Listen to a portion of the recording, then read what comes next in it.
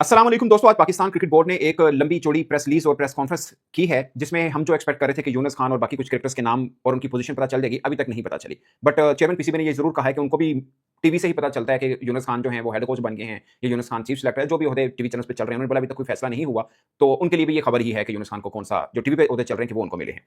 Number 1। Number 2, 3 खास बातें हैं। एक ये है कि प्रेस कॉन्फ्रेंस में एक जर्नलिस्ट ने सवाल किया,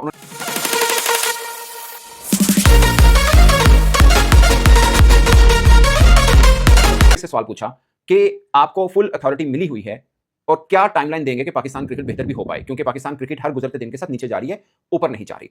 तीसरी इंपॉर्टेंट चीज के आज डॉक्टर जो नेशनल क्रिकेट अकेडमी के हैं, जो पाकिस्तानी क्रिकेटर्स की फिटनेस और तमाम रिहैब वगैरह को देखते हैं, उन्होंने कहा कि पाकिस्तानी क्रिकेटर्स का जो फिटनेस लेवल है, उनकी अपने म्यार से, यानी जो डॉक्टर साहब का अपना एक म्यार है, उनकी निस्बत वो बहुत लो है। ये उन्होंने बात की। ये 3 खास पहलू हैं, मगर सबसे पहले एक पॉइंट के सेंट्रल कॉन्ट्रैक्ट का आपने हर जगह बड़ा शोर सुना होगा कि पाकिस्तान एक नया सेंट्रल कॉन्ट्रैक्ट मुतारिफ करा रहा है और उसके अंदर 5 कैटेगरीज रखी हैं और बला बहुत सी चीजें आपने सुनी। काफी कंफ्यूज होगा जो भी बंदा एक बार पढ़ेगा कि ये मतलब क्या है और क्या है। मैं इसका सिंपल ये कहूंगा कि एक एतबार से टेस्ट क्रिकेट को रिस्पेक्ट देने के लिए वो ठीक है, मतलब टेस्ट क्रिकेट को बहुत प्रमोट किया गया है और उन क्रिकेटर्स को जो टेस्ट क्रिकेट खेलना चाहते हैं उनको इनकरेज किया गया है, यहां तक ठीक है। बट ये पहली दफा ऐसा आ रहा है तो ये शायद गलत है। नाम बदल दिया है, A category, A B category, A plus. हमारे यहाँ पहले होता था ए प्लस कैटेगरी, फिर ए कैटेगरी, अब ए कैटेगरी और ए बी कैटेगरी है, बस नाम चेंज है, बाकी चीजें वही हैं। बट एक चीज प्लस है कि जो टेस्ट क्रिकेटर है उसको कहा गया है कि आपको ज्यादा पे किया जाएगा। अब कितना पे किया जाएगा हर कैटेगरी में, लाइक अगर ए कैटेगरी है जिसमें सिर्फ टेस्ट क्रिकेटर होंगे, ए बी कैटेगरी उसमें टेस्ट और वनडे दोनों होंगे, इसी तरह फिर एक कैटेगरी होगी जो वनडे और टी20 की होगी, फिर एक कैटेगरी जो सिर्फ टी20 की होगी। इस तरह से 5 कैटेगरीज बनाई गई हैं। बट एक चीज क्लियर की है जो मुझे काफी कंफ्यूजन थी, वो ये है, जो पहले बातें मीडिया पे भी चली कि टेस्ट क्रिकेट खेलने वाला टी20 नहीं खेल सकेगा। लेकिन आज की प्रेस रिलीज में ये मेंशन किया है कि सेंट्रल कॉन्ट्रैक्ट की जो सबसे प्राइम कैटेगरी है, जिसमें टेस्ट वाला और वनडे वाला क्रिकेटर शामिल होगा, अगर जरूरत पड़ी तो उसको टी20 में भी शामिल किया जा सकता है। लेकिन वो फिर सिर्फ लीग या सिर्फ शॉर्टर फॉर्मेट का क्रिकेटर नहीं होगा, वो एक्चुअल में वनडे और टेस्ट का होगा, लाइक जिसको हम बोलते हैं ना ऑल फॉर्मेट क्रिकेटर। अगर कोई ऐसा हुआ तो फिर उसको टी20 भी खिला दिया जाएगा ऑन द रिक्वेस्ट और on the demand of selection committee. So ये एक चीज क्लियर हुई है जो कि मीडिया पे भी चल रहा था और मैंने भी जिस पे बात की।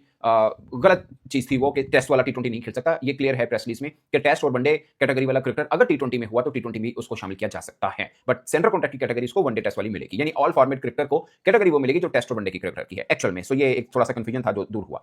अब आते हैं उस चीज के ऊपर कि अब जो सेंट्रल कॉन्ट्रैक्ट है उसमें ऑलमोस्ट जो 85% है वो डेटा बेस्ड होगा कि किसको ए कैटेगरी मिलनी, किसी को ए बी मिलनी, किसको क्या मिलना, ये सब डेटा बेस्ड होगा। जो उनकी परफॉर्मेंस होगी, जो फिटनेस लेवल होगा उसके मुताबिक, और किसको कौन कौन सी कैटेगरी मिली है वो फिर बाद में जाहिर है उसका पता चल जाएगा। बट ये 85% डेटाबेस है।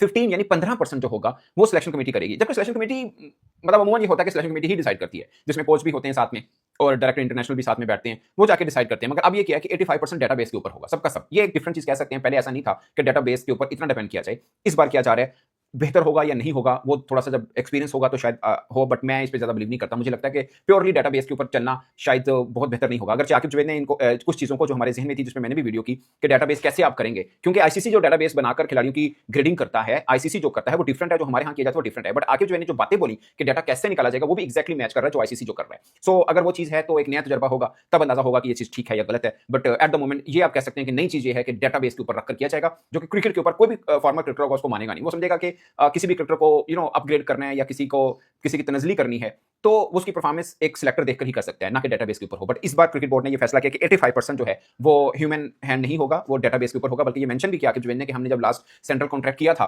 उस वक्त भी बहुत सी चीजें रह गई थी। कुछ क्रिकेटर्स कंप्लेन कर रहे थे कि हमसे ये जाती हमें गलत कैटेगरी में डाला है, हम डिजर्व करते हैं बेहतर। तो अब ये वाली कंप्लेन नहीं होगी, बकौल आकिब जुबैद की ये वाली कंप्लेन नहीं होगी। बट मैं आपको एक बात बताऊं, हर साल या हर कोई मौके के ऊपर क्रिकेट बोर्ड की तरफ से नई चीज आ जाती है, ये बता करके ये देखिएगा अब चीजें सेट होंगी। और ये सवाल आकिब जुबैद से हुआ भी कि मतलब एक्चुअली में क्रिकेट बोर्ड में सिर्फ आकिब जुबैद नहीं और भी लोगों को इस चीज का जवाब देना चाहिए जो इस चीज के अंदर इन्वॉल्व होते हैं कि आपने पहले एक कैटेगरी को खत्म किया, आपको लगा कि ये रिजल्ट अच्छा आएगा। वो भी फर्स्ट टाइम हुआ था पाकिस्तान में, कभी किसी बोर्ड ने ऐसा नहीं किया कि कैटेगरी खत्म हुई। मगर बांग्लादेश के बोर्ड में भी एक कैटेगरी थी, हमने खत्म की कि नहीं क्रिकेटर अच्छा खेलने तो एक कैटेगरी क्यों देनी। उसका क्या रिजल्ट आया कि हमारी क्रिकेट जहां पिछले साल खड़ी थी उससे भी बुरी आज खड़ी है। तो अब इनका क्या रिजल्ट आएगा वो भी एक साल के बाद आप देख लीजिएगा। बट मैं आपको एक बात बता दूं कि एक दो जो सवाल हुए उसके ऊपर ये बताया गया, चेयरमैन पीसीबी ने कहा कि हम लोग बायलैटरल सीरीज अच्छा खेल रहे हैं लेकिन टूर्नामेंट अच्छा नहीं खेल पाते। उसकी बहुत सी वजूहत स्किल की बजाय कोई और वजूहत हैं। मतलब जो वो इशारा कर रहे थे कि मेंटली शायद क्रिकेटर प्रेशराइज हो जाते हैं, इस वास्ते हम टूर्नामेंट अच्छा नहीं खेल पा रहे, जबकि बायलैटरल सीरीज जो है वो हम बेहतर खेलते हैं। इन्हीं में बहुत से क्रिकेटर ऐसे हैं जिन्होंने टी20 वर्ल्ड कप 2021 का सेमीफाइनल खेला हुआ है और जिन्होंने टी20 वर्ल्ड कप 2022 का फाइनल खेला हुआ है, जिन्होंने एशिया कप 2022 का फाइनल भी खेला हुआ है। सो मुझे ये मेरी अपनी एज ए जर्नलिस्टिक जो ऑब्जर्वेशन है वो ये है, मुझे नहीं लगता कि बाबर आजम, शहीन शाह अफरीदी, शादाब खान, रिजवान, फखर जमान एक लंबे टाइम पीरियड से खेल रहे हैं, हारिस रऊफ इवन कुछ 7-8 लड़के तो वो बनते हैं जिनको पिछले 5-7 सालों से हम लगातार खेलते देख रहे हैं और इन्होंने बड़े-बड़े इवेंट खेले हैं। बाबर आजम, शादाब खान ये उस टीम का हिस्सा भी थे जिन्होंने चैंपियंस फखर जमान जिन्होंने चैंपियंस ट्रॉफी भी जीती, हसन अली अगेन। सो मुझे लगता है जो असल बात है वो ये है कि बायलैटरल सीरीज पिछले 2-3 वर्षों से वैसे भी टीमें अपने मेन क्रिकेटर के साथ नहीं खेलती। मिसाल के तौर पर अभी ऑस्ट्रेलिया पाकिस्तान का टूर करके गई है, ऑस्ट्रेलिया बांग्लादेश भी गई है, उनकी आधी टीम नहीं खेली है जिसमें हेजलवुड नहीं है, पैट कमिंस नहीं है, मिचेल स्टार्क नहीं है, ट्रेविस हेड नहीं है, सही है, स्मिथ नहीं है। सो उनकी आधी टीम प्लेइंग 11 में जो खेलती है वही नहीं खेल रही है। तो हम भी उनसे जीते हैं, बांग्लादेश भी उनसे जीत गए। अब चाहे बांग्लादेश की क्रिकेट की हम तारीफ करें, उनकी बॉलिंग बहुत बेहतर हुई है। अभी आईसीसी का इवेंट चाहे वो बांग्लादेश के अंदर ही आप रख लें, जब ऑस्ट्रेलिया पूरी टीम डालेगा आपको दूर दूर तक करीबी कोई नजर नहीं आएगा। यही ऑस्ट्रेलिया वर्ल्ड कप जीता हुआ है, world champion at the moment. वो अभी साउथ अफ्रीका की टीम पाकिस्तान में व्हाइट बॉल सीरीज खेल के गई है, वही साउथ अफ्रीका की टीम का अगला टूर इंडिया में था। 7 खिलाड़ी का डिफरेंस था, 7 क्रिकेटर्स का डिफरेंस था। इवन न्यूजीलैंड की टीम इंडिया में आई थी वनडे की, उनकी ऑलमोस्ट पूरी टीम चेंज थी और इंडिया वो सीरीज हारा था by the way. So bilateral series में ना अब इंडिया ने ये किया कि अफगानिस्तान के साथ टेस्ट खेल रहे हैं तो फुल स्ट्रेंथ टीम है, अफगानिस्तान से वनडे खेल रहे हैं तो जो अवेलेबल फुल स्ट्रेंथ है स्वाइक बुमराह को बिठा देते हैं, बाकी कोहली वैसे इंजर्ड थे, बाकी फुल स्ट्रेंथ टीम खिला रहे हैं वो। और साउथ अफ्रीका, इंग्लैंड भी to some extent main cricketers खिला देता है, but South Africa, Australia, New Zealand ये नहीं खिलाते हैं।